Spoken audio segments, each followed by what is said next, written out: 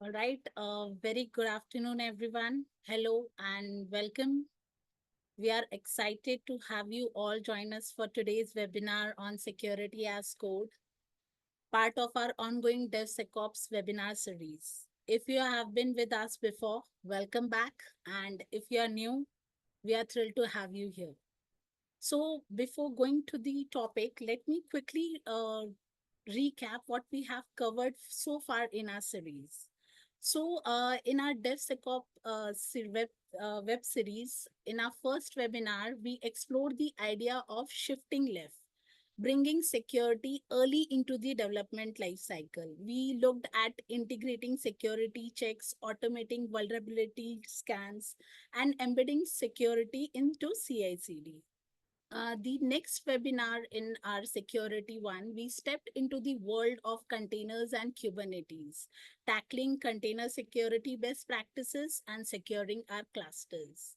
And today, we continue our journey with a powerful theme that is security as code, incorporating security into your infrastructure as code practices.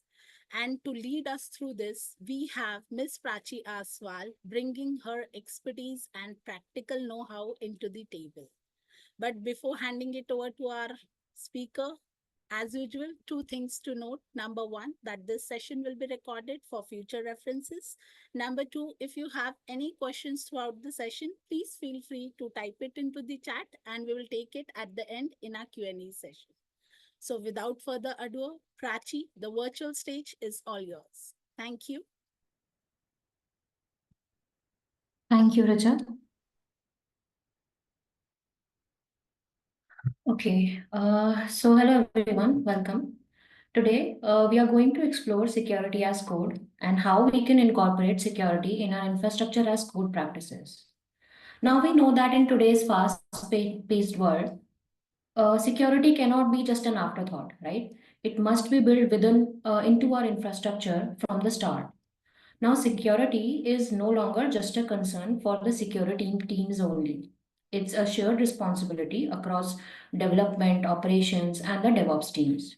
Now, with infrastructure as code becoming the foundation of the modern cloud environments, security must be integrated right from the start. So, today we'll explore how adopting security as code principles can help build more secure, resilient, and compliant infrastructure without slowing down the innovation. Now that we understand the significance of security as code, let's talk about what we aim to achieve in this session.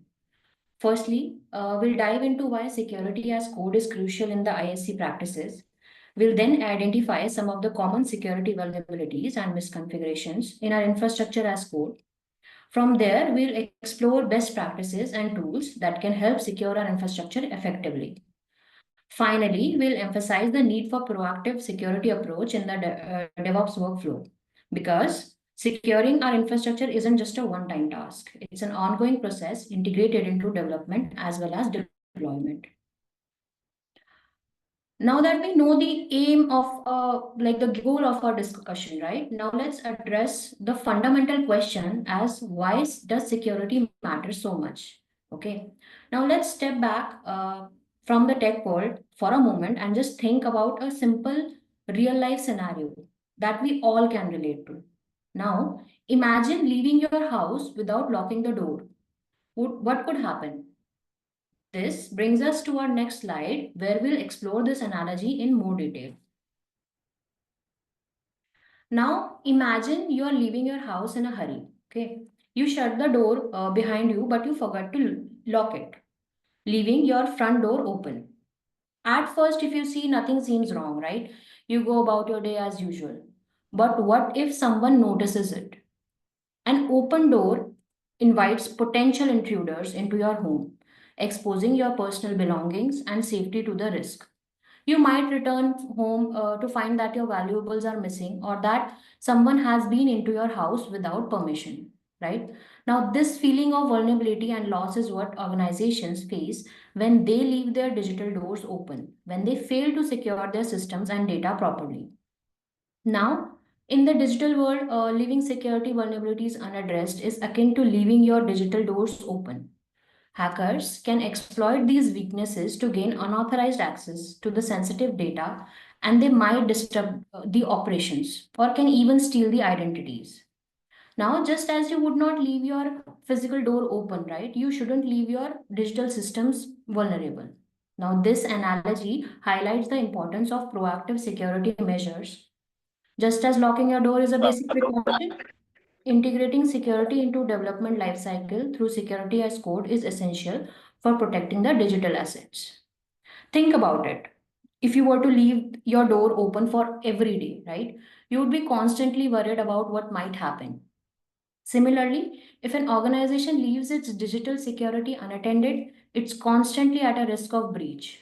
But by implementing robust security measures like security as code, organizations can ensure that their digital doors are always locked, reducing the risk of unauthorized access, and hence they protect their assets as well. Now, just like leaving your front door unlocked can invite potential intruders, neglecting security in our infrastructure opens the door for the attackers. But why does security is such a crucial aspect of our digital landscape today? Let's break it down further.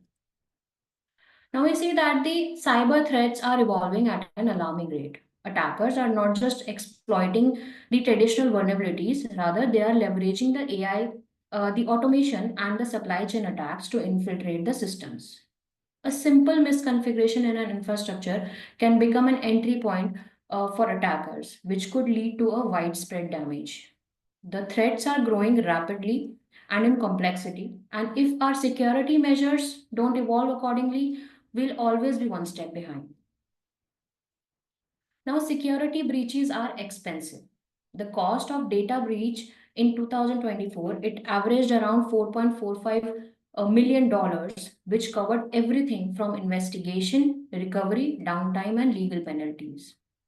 Beyond beyond direct financial losses, organizations also suffer from a loss of business and operational disruptions. A single overlooked security gap can cost millions, making proactive security investments far more cost effective than dealing with breaches after they happen. Now we all know that trust is very hard to build, but it is very easy to lose. Now, when a company suffers a security breach, customers' confidence significantly drop. People hesitate to trust those companies that fail to protect their sensitive data. We have seen major companies struggle to regain credibility after a security incident, and in many cases, they also lose their customers permanently. A solid security strategy isn't just about protecting systems, it's also about preserving your trust. Now, government and regulatory bodies worldwide are imposing strict security requirements. Regulations like GDPR, HIPAA, SOC 2, they enforce data protection standards, and non-compliance then can result in heavy fines. Now, more importantly, compliance also ensures that the security best practices are followed. Now that we understand why security is such a critical aspect, the next question we need to ask is, where do the security breaches actually start? Now, what are the weak points that attackers exploit? The reality is that most security breaches don't occur because of highly sophisticated attacks. In fact, human errors, misconfigurations, and weak security practices are the leading cause of these security leaks. Now, for this, let's look at some of the alarming stats.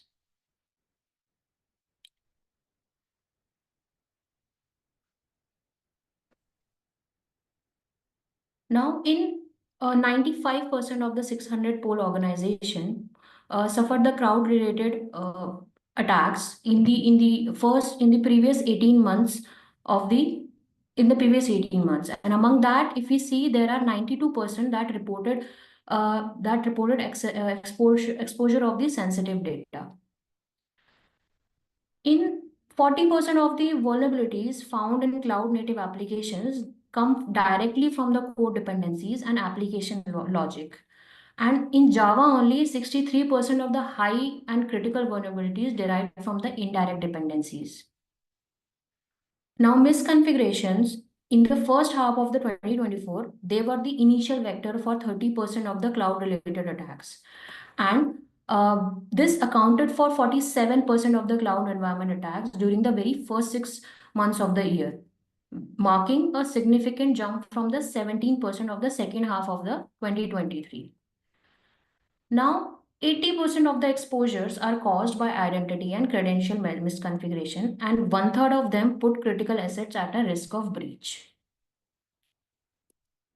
Now that we know that the security leaks primarily originate from within, let's break it down further and see what are the common points that attackers exploit, and where do these security risks start in our infrastructure.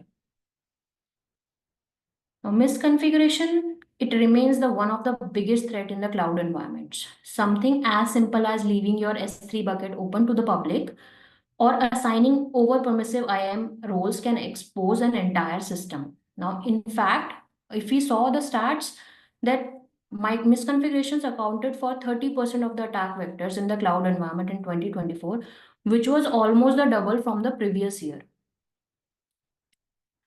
Now, a security vulnerability is just like a crack in the dam.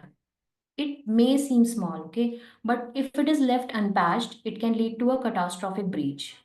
Now, attackers can actively scan for outdated libraries, dependencies, and unpatched softwares to exploit the known vulnerabilities. Now, many of the security breaches in the history have happened because organizations have delayed applying the patches.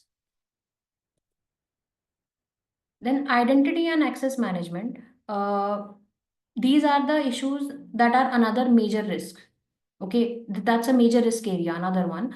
So if we see weak IAM configurations and such as we see the long-lived credentials, not implementing the multi-factor authentication or granting excessive privileges can be exploited by attackers. Now, if we saw the stats, 80% of the security exposures were related to the identity and credential misconfigurations, and one-third of them put the critical assets at a risk of breach.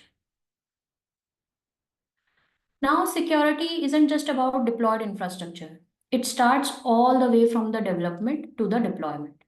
In our CI/CD pipelines, if they aren't secure, then attackers can inject malicious code, they can compromise credentials, or manipulate build artifacts before deployment. Now, without the proper security scanning, we risk deploying the vulnerabilities right into our live environments. Then finally, the governance and the compliance. This plays a very critical role. Now, if we have security frameworks like SOC 2, we have HIPAA, we have GDPR, if they are there, then they exist for a reason, right? They provide a baseline for secure configurations and best practices. Yet, organizations often overlook compliance checks, leading to security gaps. Now, without regular audits, organization will always be vulnerable to regulatory fines and security breaches. Now that we have seen that security risks don't just come from one source, right?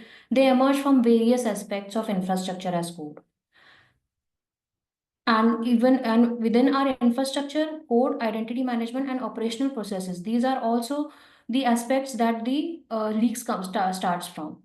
But the good news is that all these risks can be mitigated with a proper and a proactive security approach.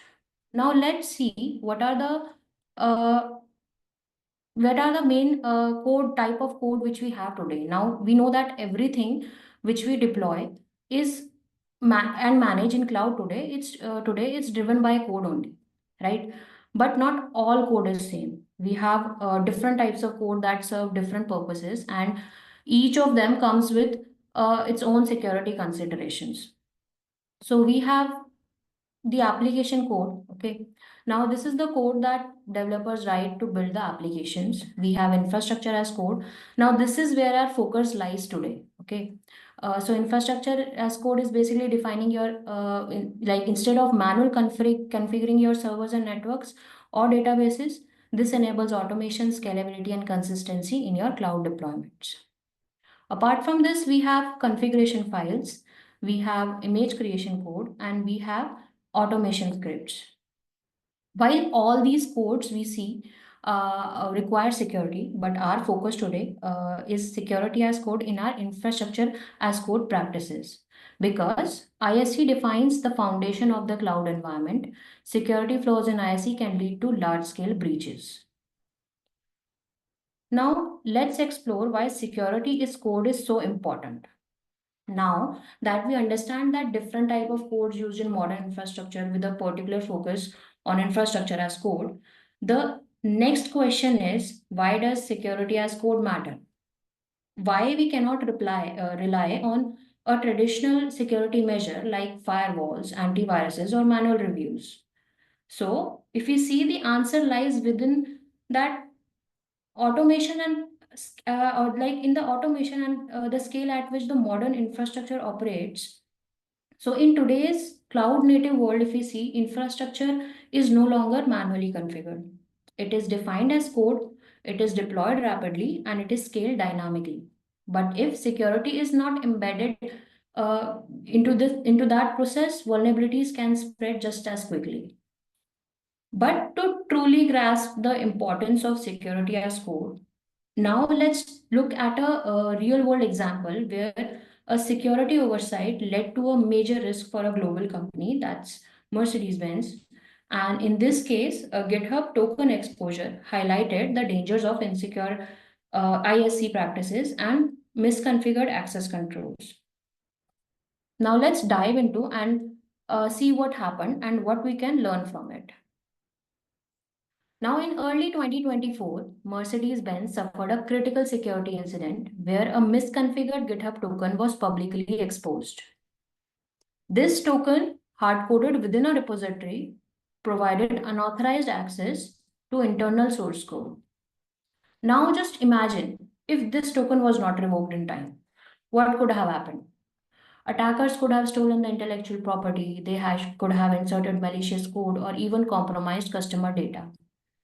Now, the risk would have been immense, which could have led to reputation damage, regulatory fines, and financial losses. But thankfully, the company quickly revoked the token. They conducted a full security audit and implemented stronger access control measures. So, if we see, this whole example highlights why security as code is critical. If security had been automated with real-time secret scanning and IAM policies enforcing least privilege, this misconfiguration could have been prevented entirely. Now, security, we see now that security cannot be an afterthought. It must be built within into every layer of your development as well as deployment. Now, this real world example, if we see, it reminds us that without proactive security measures, small mistakes can lead to massive breaches. Now, security as code ensures that security is not just a process, but it is actually a fundamental part of how we build and deploy the software. Now, this exposure was a clear example of how small misconfiguration in code can create significant security risk. So how does security as code help? Let's break it down. So continuous security checks. Now security we see isn't a one-time activity. It needs to be an ongoing process. Security as code ensures that every change to infrastructure is automatically scanned for misconfigurations and vulnerabilities, preventing risky deployments before they happen. Early detection of vulnerabilities. So instead of waiting for security teams to manually review your infrastructure, so security as code enables automated vulnerability scanning and policy enforcement at every stage of the development. So this shifts the security left, helping teams identify and resolve issues early in the software lifecycle. Then we have faster response times. So when a vulnerability or misconfiguration is detected, automated security checks trigger immediate alerts or even block risky deployments. This ensures that the security threats are addressed in real time rather than after an incident occurs. Now, without automation, security practices can be inconsistent across different teams or even the cloud environments. Security as code helps enforce standardized policies, ensuring that every development follows the same security best practices, which eventually reduces the chances of human error. Now, the DevSecOps culture. So, if we see security as code, foster a culture where security is a shared responsibility. So, developers, operations, and security teams they collaborate seamlessly with security integrated in our DevOps workflow rather than it being a last minute checkbox. Finally, we have compliance. So, compliance is something that is often seen as a last minute checkbox or if you see in reality it is actually a foundational pillar. So regulations like GDPR, HIPAA, SOC 2 they are more than just acronyms. Okay, they are legal frameworks designed to protect user data and hold organizations accountable. Now, non-compliance doesn't just result in heavy fines, it can severely damage the trust and limit business operations globally. But we see by proactively uh, protecting our systems, we are aligning these global standards to ensure that ethical responsibility, the legal safety, and the operation longevity. Now, security as code isn't just a good practice, if you see, it's a regulatory necessity. Now, let's now let's switch our focus to some of the best practices which we have. Now let's dive into some of the critical one that will help us proactively secure our infrastructure as code. So the first best practice which we have is principle of least privilege. Now granting only permissions necessary for a specific task, no more or no less. Now, over-permissioning can increase the risk of attacks. So, using IAM roles, scope policies, and RBAC ensures the limited access, reducing the blast radius in case of a breach. Now, this principle helps maintain a secure and tightly controlled cloud environment. Then we have encrypting the sensitive data. So encryption, if we see, it acts as a safety net. So when everything else fails, we should actually encrypt both data at rest as well as in transit. So tools like AWS KMS, HashiCorp Vault, they simplify key management and rotation processes. By integrating encryption into our IaC, we ensure that data remains unreadable even if exposed, which strengthens our overall security posture. The third best practice which we should follow is avoiding hard-coded credentials. Now, this remains one of the most dangerous mistakes. So, instead of this, we can use a secret management tools like we have the AWS Secret Manager or we have the Vault, and we can also inject credentials securely via CI/CD pipelines. Now, combining this with secret scanning tools to detect leaks early, this keeps sensitive data out of the reach of the unauthorized access. Then we have security scanning in CI/CD pipelines. Now, integrating security scans into your CI/CD pipelines, it helps catch the issues very early. Now, we have tools like Trivy, tfsec, Checkov that analyze IaC and containers for misconfigurations or any kind of vulnerabilities. Now combine these with the policy informance tools like OPA to block the insecure deployments, ensuring that only the compliant and the secure code reaches your production environment. Now, if we see security isn't static, right? So regular audits are key to maintaining it. So use automated tools to scan for misconfiguration, any kind of drifts if it is there, or any kind of policy violations if it is there.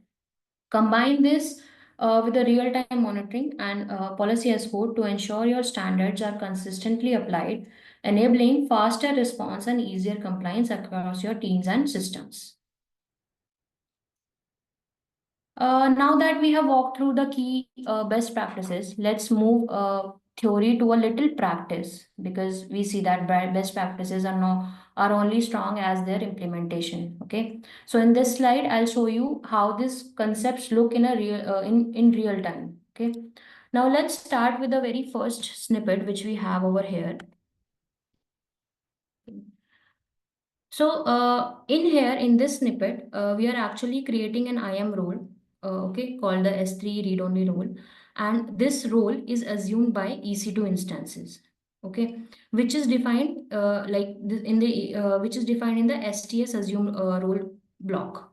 Now, this limits that who can assume this role. In this case, if we see, it is only EC2, okay. Now, next, in the next block, we are defining an IAM policy, okay. That's the read-only policy. Now, if you notice in this policy, we are only giving the actions of S3 get object and list objects. Okay, this means that the role can only read from S3 and it can't write, delete, or modify anything. Now, this is a perfect example of granting only permissions that are absolutely necessary. Finally, when we have all this, then we bind this role or this policy with this role. And this approach, if we see, avoids over permissioning and ensures that our EC2 instances just get enough access to function and nothing more. Now, this is how we translate security best practice directly into our secure infrastructure code. Now, let's take the second snippet which we have. So, if we see over here, we have created an AWS key, KMS key over here. So this key which we have created will be used to encrypt the data. Now in here, in this block, you'll notice two things. The very first is enabling the key rotation is set to true, which is considered to be a very good practice, security practice, to periodically rotate your encryption keys. Okay. Secondly, if you see, we have a deletion windows. Okay. Now, if we have a deletion windows in days, this prevents the accidental key deletions in here. Now, in the second block, we see we have the S3 bucket that we are creating over here. Now, if we see the next block, now the actual magic happens in this block. Okay. Now in this block, the AWS server S3 bucket server side encryption configuration here, we are actually attaching this KMS key to our bucket. Okay. Now this enforces that all the objects that are stored in the bucket are encrypted using KMS. Okay. This means that whatever data we put into our bucket is automatically encrypted at rest, helping us comply with the security standards and prevent unauthorized access to the sensitive data, even if somebody gains the access to the storage layer. So these were the two scenarios which we can actually follow to secure our infrastructure.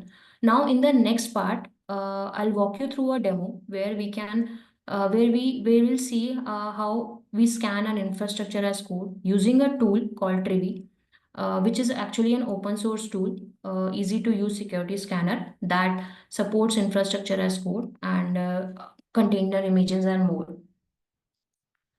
Now let me switch to the screen.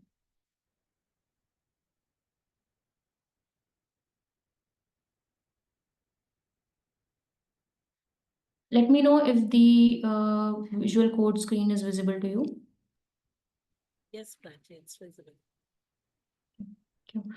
Now, this is our setup which which I've done. Okay, and in here, if you'll see, that's a very minimal setup which I've done. Okay, in there we have DB, we have EC2s, we have S3, we have the security groups as well as we have the VPC.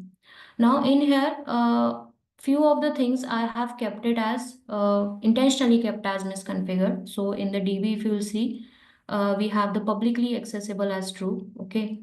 Then we have S3, okay. S3 too, I have misconfigured versioning over here, and then we have security group. So I've kept the security group SSH to open to all, okay. And this is my Trivy pipeline, which I have the GitHub Actions pipeline, which I have made. So in here, the Ubuntu runner is running over here, and we are setting up the Trivy on that. And after that, I'm running the Trivy scan over there. Now, let's see the pipeline which we have over here. Let's commit the changes.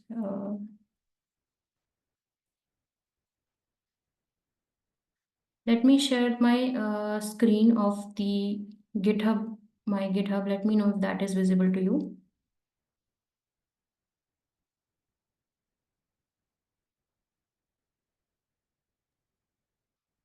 It's visible, Raj.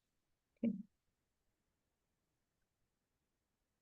Now that we have pushed our code into our repo, now the security scan is running over here. So we'll go into the actions and we'll see how the security scan works. So we see the pipeline failed. Okay. Now let's go to the pipeline and see what actually happened. So in the very first, it set it up the job, it checked out the code, it set up the tree. Now till this, everything was fine. Then came the IaC scan, the Trivy scan. So in here, if we see the Trivy ran its scan and it gave us a report summary. Okay, we have a report summary now of the misconfigurations which is there in our code. Okay, we have misconfiguration in DB, we have S3 and in security group. Now let's go down to a more detailed report which Trivy has given. So very first we have the db.tf file over here. So you see here it has given us the failures and how many tests it has run. It ran one and there is one failure. And in failures too, it is giving the severity over here. And in severity, it is the high. In high, it is giving one. Let's drill down further. If you see, we have one high misconfiguration over here. And you see, it states that instance has public access enabled, and it also shows me the block. If you see, if it also shows me the block where actually the misconfiguration is there. So if you see, we saw there, right, in db.tf we have kept the publicly accessible mark as true for the db, which it has told that it is a high misconfiguration that we have done. Now let's see the other one, which is the s3.tf. Now in s3.tf, we see this is a medium severity, which we have over here, and it says that bucket does not have versioning enabled, right?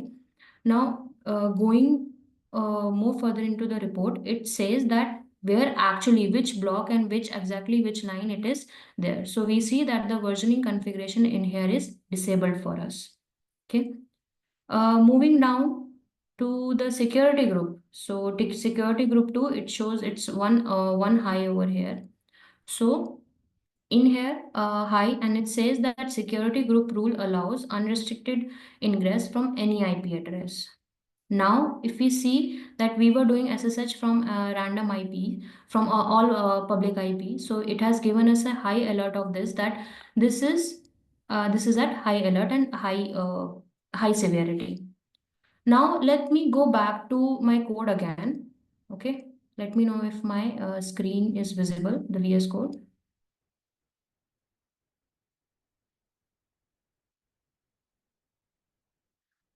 Is it visible? It is. Thank you. So if we see now, let me keep it as false.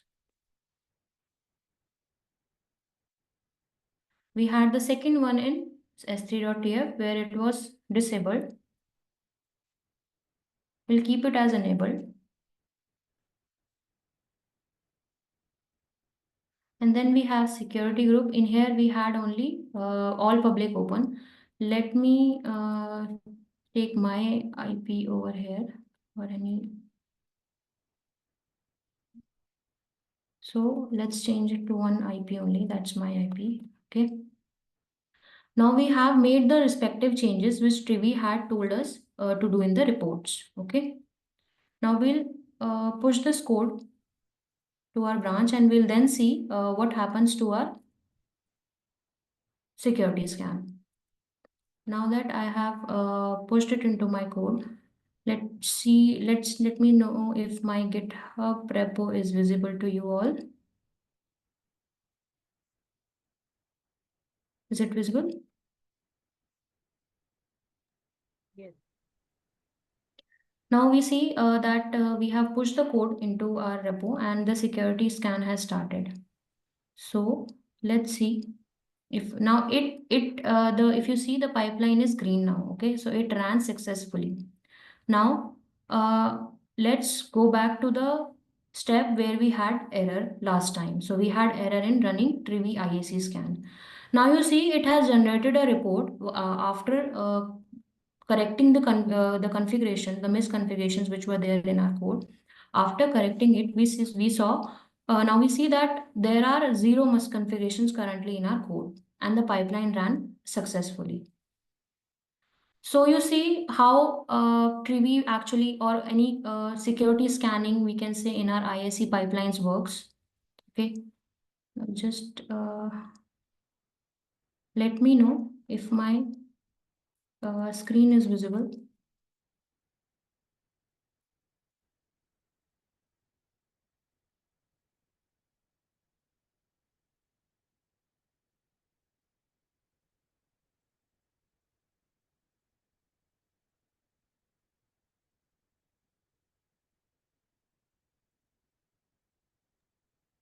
Is it visible? Yes, yes. Okay, thank you. Now that we have seen that how Trivy can add automatically scan our Terraform code for security risk and all within our CI/CD pipeline. Okay. Now this type of automation, this was just an example. Okay. So this kind of automation helps us catch issues early, now, which actually reduced the manual oversight and builds security into our workflow without slowing us down. Right. But if we see, Trivy is just not the only part of the toolbox. We have other tools as well, which helps us secure our infrastructure in more. So we have OPA, so that's the Open Policy Agent. So it enables policy enforcement as code, ensuring that only compliant configurations are applied. Then we have tfsec. So tfsec is specially it is specialized in static analysis of Terraform code, highlighting security flaws before the deployment. Now we have SNCC. So SNCC integrates into our CI/CD pipelines to detect and fix the vulnerabilities within dependencies and infrastructure. Finally, we have Checkov. It is a widely used scanning Terraform tool, which also scans the cloud formations and Kubernetes configurations to identify security and compliance risk. Now, all these tools together, they strengthen the security by shifting it left, ensuring robust protection from development to our live environments. Now that we have seen what are the tools are there, how we can actually the demo, how can we can actually embed the security into our infrastructure.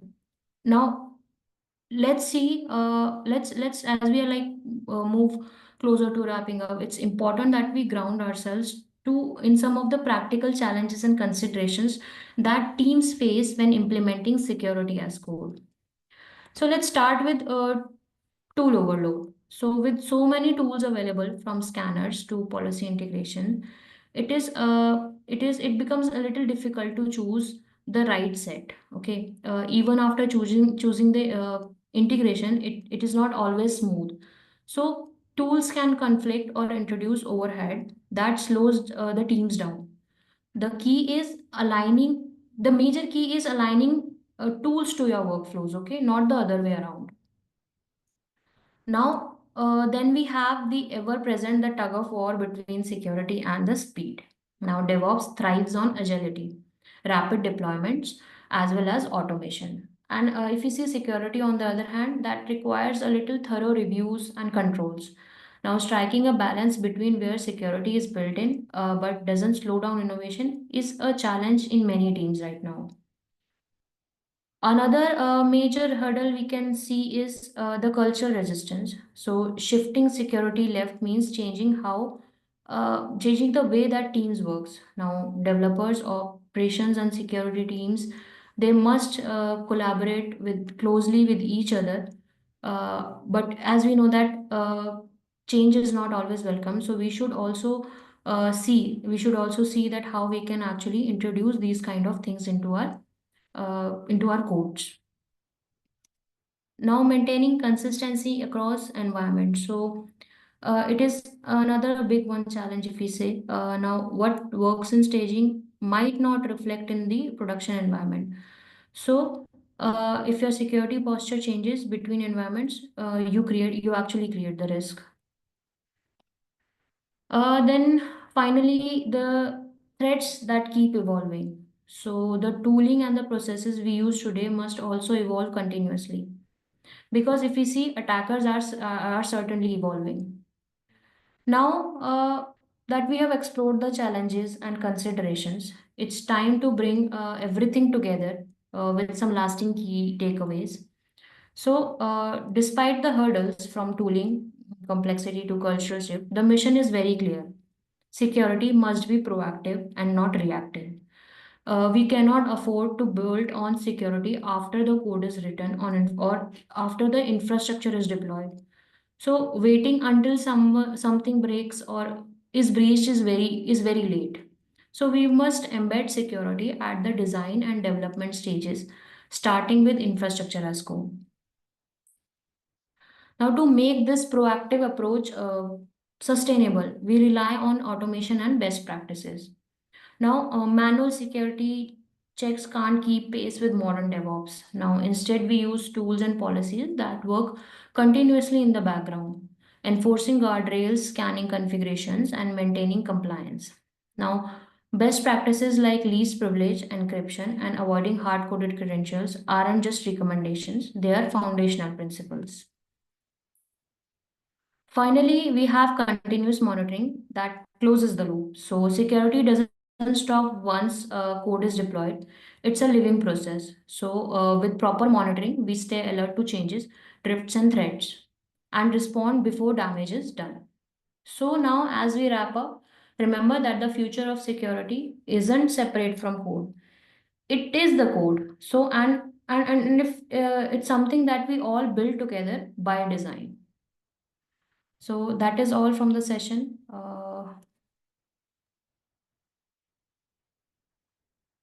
Thank you so much, Prachi. Now we would love to hear from you all. We are open for a Q&A session. If you have any questions, thoughts, feel free to unmute yourself or pop them in the chat. Hi Prachi, I have a question. So, if we have too many alerts, like in the pipeline, we saw there are four types of severities. So, like, can I filter that? Ideally, yes, you can actually filter that. So there are, if you see, we can actually suppress that severity over there. If you only want the high and critical ones to be there, or if there are too many alerts, you want to neglect the low ones or the medium ones or the ones which are not as per your rules. Okay, so you can actually set up the severity over there, and you can only filter out the ones which you want. So, but do remember that the high and critical ones are the ones which you should actually not neglect. Okay, thanks. I have one more doubt. So, like, I have a third party modules as well, which I am using in my code. So, how should I handle it in terms of severity, security? Uh, so, when you're using the third-party modules in infrastructure as code, right? So, you should first see that we should always review the module source code to ensure that it follows the best practices and it does not include any kind of hard-coded secrets or any kind of over permissive settings, we can say. Also, always do prefer to use the official or verified modules from the trusted source only. Okay, and you can scan the tools like we saw Checkov Trivy over there. And if you want greater controls, more controls over there, always try to make the private modules. Okay, rendering the modules into your own code base. So, all like treat the third party models like an external dependency only, but review, monitor, and scan them regularly to minimize risk and maintain a secure infrastructure. But always verify that. Okay, thank you. Thank you. Hello everyone. My question is there will be tool overload which you discussed. So how should I integrate multiple tools together? Like will it be an overkill? It cannot, we cannot say it would be an overkill. In fact, I would say it would be a best practice if you'll do so, because but only when you'll do it thoughtfully. Okay, so you have to use a lot of approaches to do that, and because each tool, if we see, they have their own strengths. Okay, for example, let me like if we saw the tools over there, right? We had tfsec that focuses on specifically on the Terraform specific issues. Okay, then we had Checkov, okay, which offer us a very strong policy as code capabilities, and we saw Trivy that excels in scanning the your IaC code, as well as it also scans for the container images. Okay, now you can combine all these tools, but you can also achieve broader and deeper coverage over here. Catching issue because catching issues with a single tool might miss few of the things.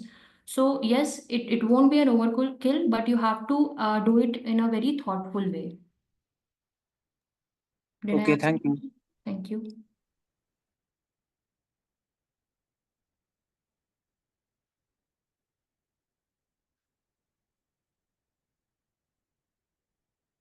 Any other question?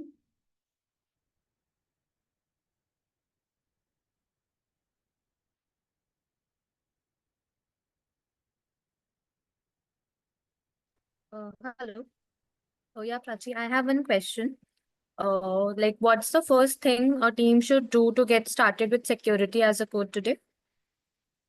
Okay, ideally, the very first thing should be the building a security first mindset across the team. Okay, and ideally, we should start by identifying our most critical infrastructure components and integrating the automated security scanning, just as we saw in our CI/CD pipelines. We should start it. Okay, even with the simple tools also which we have, we should start it. Then we should also define the clear security policies as code. Okay, like we have OPA, we have Sentinel. So in that we can define clear security policies over there, and also try to focus on quick wins. Like if we say like eliminate the hard coded secrets. Okay, start eliminating. If you have any check for those, start eliminating the hard coded secrets. Enforce the least privilege IAM rules. Okay, so give the minimum, only the necessary permissions whatever is required. So keep it iterative. Okay, you don't aim for perfection on only on the one day. It is a gradual process that will come, and instead of embed security into early and often in your deployment life cycle, make it a natural try to make it a natural part of the DevOps workflow. Okay, thank you. Hi Prachi.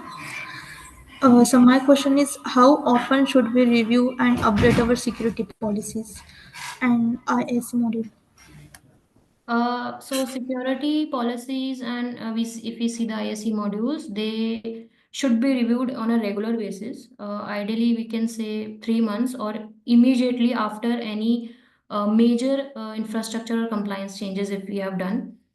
We should also automate checks wherever it is possible. Okay, and we should use tools like I've been talking about the tools, so we should use tools like OPA or config to detect the drift and the non-compliance early. Also, try to conduct reviews after the security, and if any security incident happen or any new vulnerability disclosure is there, or if there are any kind of team changes. Yeah. Thank you. Hi Prachi, I have one question. How do we keep up with new vulnerabilities or changes in compliance requirement? Uh, to keep up with your new vulnerabilities or changes in the compliance requirements, uh, try to use the tools only, the automatic security scanners that regularly update their vulnerability databases. Like we saw the Trivy, we have SNCC, we have tfsec. So these, they regularly update their vulnerability databases. So try to use these kind of these tools, okay? And also try, if you can, if you can subscribe to any kind of security advisories or newsletters of any kind of newsletter from the cloud. Also, uh, you can, if you are looking for compliance purpose, then you can leverage the tools also for that as well. And uh, like for automatic, if you had only any kind of automated compliance as code frameworks that alert you to policy drifts, you can use the tools to leverage that as well. Also, one major thing is that you can actually do a regular training and internal security reviews to keep up with the changes or any changes or any kind of compliance requirements, or if there are any kind of new vulnerabilities.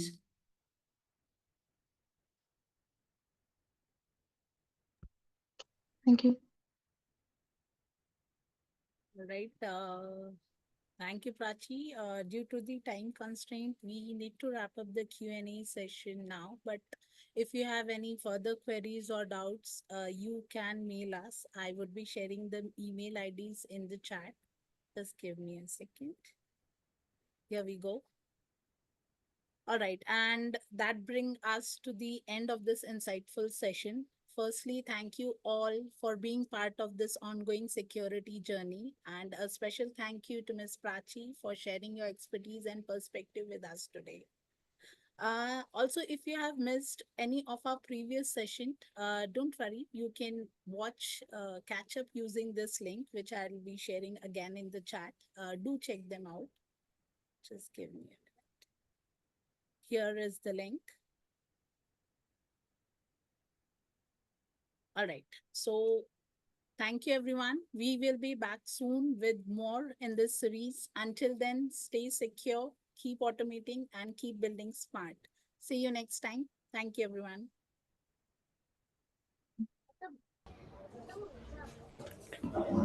Thank you.